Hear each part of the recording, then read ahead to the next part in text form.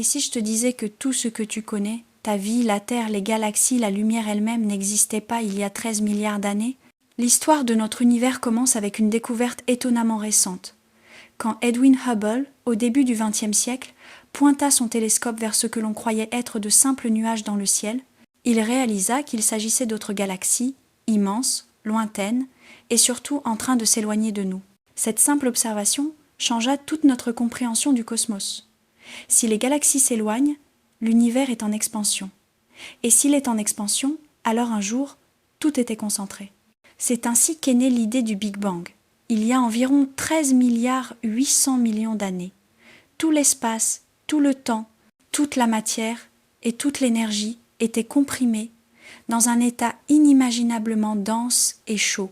Puis, en une fraction de seconde, l'espace a commencé à se dilater, la température a chuté, les forces fondamentales se sont séparées, les premières particules sont apparues.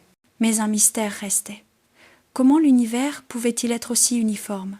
Pourquoi la lumière antique, le fameux fond diffus cosmologique, semblait-elle aussi régulière, comme si chaque région avait été en contact avec les autres, alors que physiquement c'était impossible? Pour résoudre ce paradoxe, les physiciens ont proposé l'inflation cosmique, une expansion ultra rapide qui, en bien moins d'un clin d'œil, a amplifié un minuscule patch d'espace pour en faire un univers entier.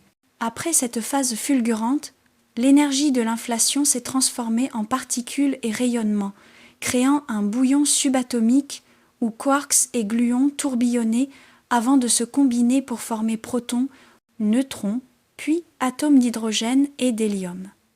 Des centaines de millions d'années plus tard, la gravité rassembla ces atomes pour allumer les premières étoiles. Aujourd'hui encore, nous lisons cette histoire dans la lumière fossile mesurée par Planck et WMAP. Mais une grande question persiste. Qu'y avait-il avant?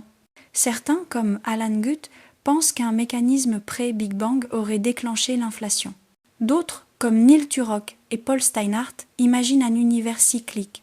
Chaque Big Bang serait la conséquence de la fin d'un univers précédent, comme des membranes cosmiques qui se heurtent, se séparent, puis reviennent se percuter. Et si notre cosmos n'était qu'un univers parmi d'autres, dans un multivers immense où le nôtre ne serait qu'une bulle parmi une infinité de bulles? Peut-être que le Big Bang n'est pas une naissance absolue, mais une transition. Peut-être que d'innombrables univers ont existé avant nous, et d'autres existeront après.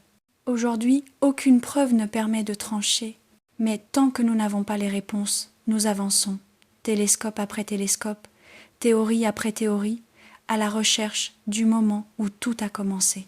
Et peut-être qu'un jour, enfin, nous comprendrons ce qu'il y avait avant l'aube du temps.